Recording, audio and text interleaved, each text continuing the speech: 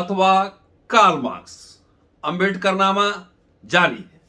दोस्तों, रतनलाल बोल रहा हूं। काम की बात में आपका स्वागत है और पेश है अंबेडकरनामा। बुद्ध और कार्ल मार्क्स की दूसरी कड़ी में आपने देखा कि डॉक्टर अंबेडकर कह रहे हैं कि दोनों के साधन अलग अलग हैं, लेकिन साध्य यानी लक्ष्य, मकसद एक ही है। अब इस एपिसोड में दोनों धाराओं में किस किस तरह के साधन इस्तेमाल किए जाते हैं और कौन चिरस्थायी है, इसी का मूल्यांकन करने वाला हूं। डॉक्टर अंबेडकर लिखते हैं कि हमें इस बात को देखना हो चाहिए कि किसके साधन श्रेष्ठ और दीर्घकाल तक स्थायी बने रहने वाले हैं। उदाहरण देते हैं कि साधन में क्या क्या है। कुछ भ्रांतियां हैं, उसको मिटाना है। तो पहला एग्जाम्पल लेते हैं हिंसा के सवाल पे, वायलेंस के सवाल पे। कहते हैं कि हिंसा का नाम सुनते ही बहुत लोगों को कपकपी आ जाएगी, परंतु यह केवल भावुकता है। हिंसा का पूर्णतः त्याग नहीं किया जा सकता। यहां तक कि गैर साम्यवादी देश में भी हिंसाएं होती हैं, वहां भी फांसी पर लटकाया जाता है। क्या फांसी पर लटकाना हिंसा नहीं है? गैर साम्यवादी देश एक दूसरे के साथ युद्ध करते हैं, युद्ध में लाखों लोग मारे जाते हैं। क्या यह हिंसा नहीं है? यदि एक हत्यारे को इसलिए मारा जाता है क्योंकि उसने एक नागरिक को मारा है, उसकी हत्या की है, यदि एक सिपाही को युद्ध में इसलिए मारा जाता है क्योंकि वह शत्रु राष्ट्र से संबंधित है, तो यदि संपत्ति का स्वामित्व के कारण शेष मानव जाति को दुख पहुंचाता है, तो उसे क्यों नहीं मारा जा सकता? संपत्ति के स्वामी के लिए उसके पक्ष में बचाव करने का कोई कारण नहीं है।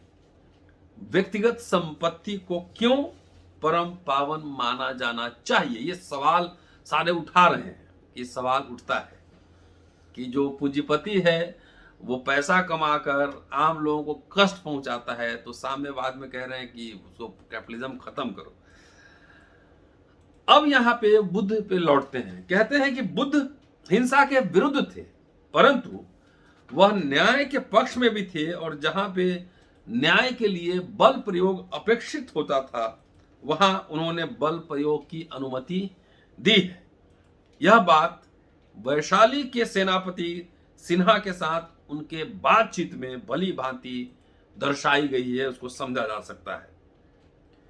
इस बात को जानने के बाद कि बुद्ध अहिंसा का प्रचार करते हैं, सिन्हा उनके पास गए और उन्होंने बुद्ध से पूछा, भगवान अहिंसा का उपदेश देते व प्रचार करते हैं आप, क्या भगवान एक दोषी को दंड से मुक्त करने एवं स्वतंत्रता देने का उपदेश देते या प्रचार करते हैं?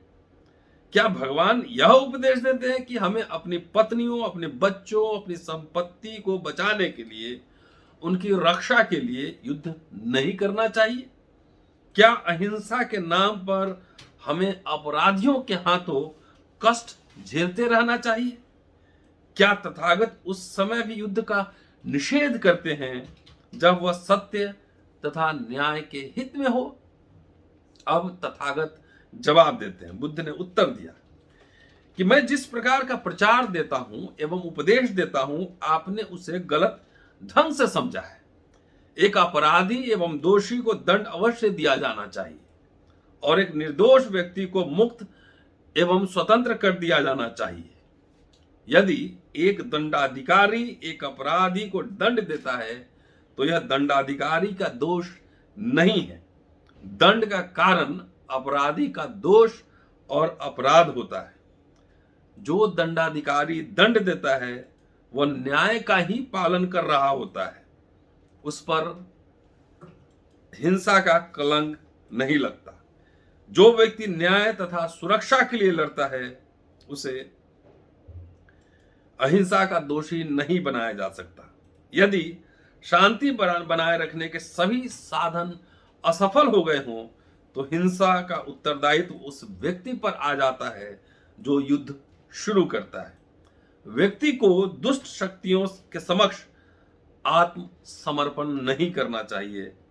यहां युद्ध हो सकता है, परंतु यह स्वार्थ या स्वार्थपूर्ण उद्देश्यों की शर्तों के लिए नहीं होना चाहिए।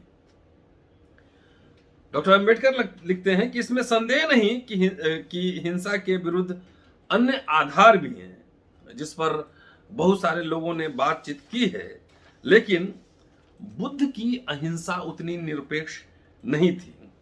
उन्होंने केवल शक्ति के रूप में बल प्रयोग की अनुमति दी होगी। साम्यवादी हिंसा का प्रतिपादन एक निरपेक्ष सिद्धांत के रूप में करते हैं। बुद्ध इसके घोर विरोधी थे। दूसरा एग्जाम्पल तानाशाही को लेकर देते हैं। कहते हैं कि जहां तक तानाशाही का संबंध है, बुद्ध बिल्कुल इसका समर्थन नहीं करते।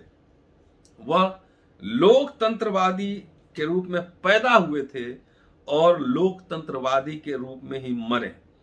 उनके समय में 14 राजतंत्रीय राज थे और 4 गणराज्य थे।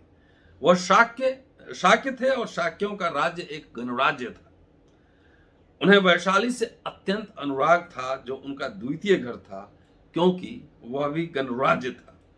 उन्होंने महानिर्वाण से पूर्व अपना वर्षावास वैशाली में व्यतीत किया था। इससे पता चलता है कि इस गणराज्य से बुद्ध का कितना लगाव एवं प्रेम था।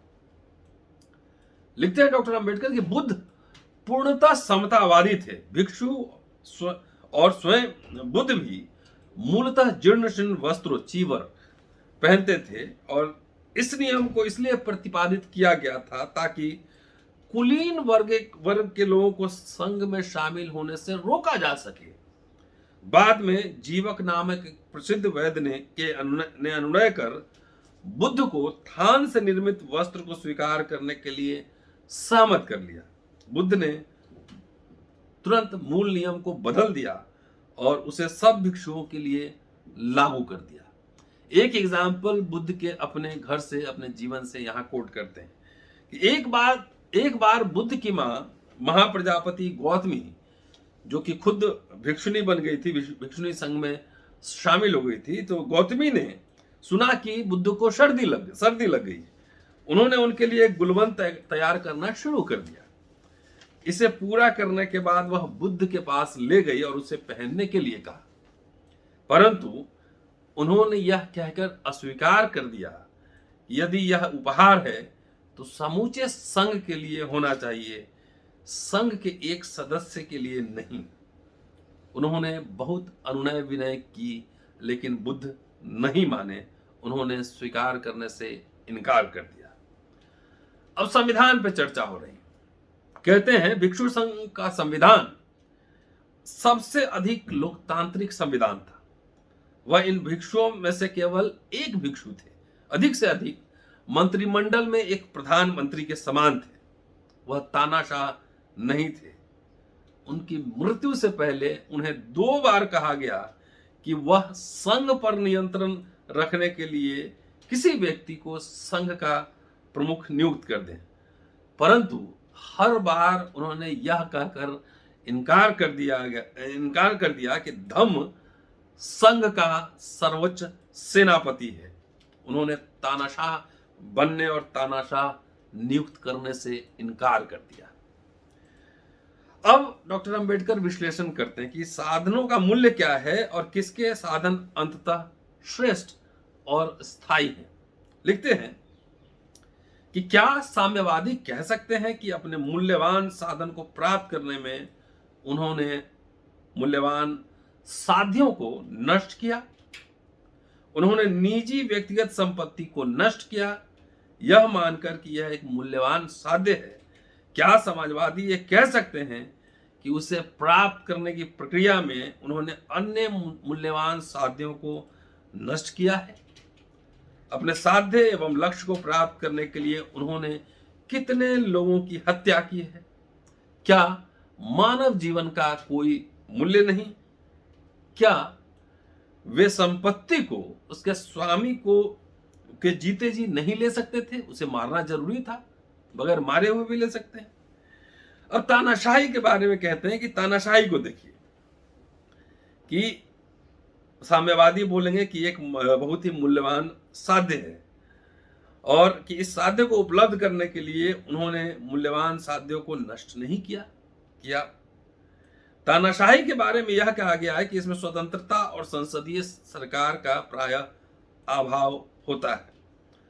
स्वतंत्रता का अभाव तो संसदीय सरकार में भी होता है, लेकिन तानाशाही और संसदीय सरकार में एक अंतर है। संसदीय सरकार में प्रत्येक नागरिक को अपनी स्वतंत्रता पर सरकार द्वारा थोपे गए बंधनों को आलोचना करने का पूरा अधिकार होता है। संसदीय सरकार में आपके कुछ कर्तव्य होते हैं और कुछ अधिकार होते हैं।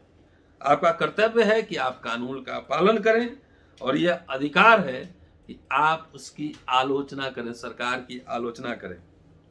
तानाशाही में आपका केवल कर्तव्य होता है कि आप कानून का पालन करें, परंतु उसकी आलोचना करने का आपको अधिकार नहीं होता। तो आजकल संसदीय व्यवस्था में भी लोग आलोचना करने पर जेल में डाल देता है, बहुत जगह देखा जा रहा है, भारत में भी देखा जा रहा है। तो इस एपिसोड में इतना ही दोस्तों। एक एपिसोड और शायद इस पर मैं बुद्धा अथवा कार्ल मार्क्स पे बनाऊं, और इसके लिए आप वॉल्यूम 7 पेज नंबर 342 से लेकर 345 तक देख सकते हैं। पूरा वीडियो देखते रहिए, शेयर और सब्सक्राइब करते रहिए। शुक्रिया, जय भीम। मिलता हूं अगले एपिसोड में जल्दी।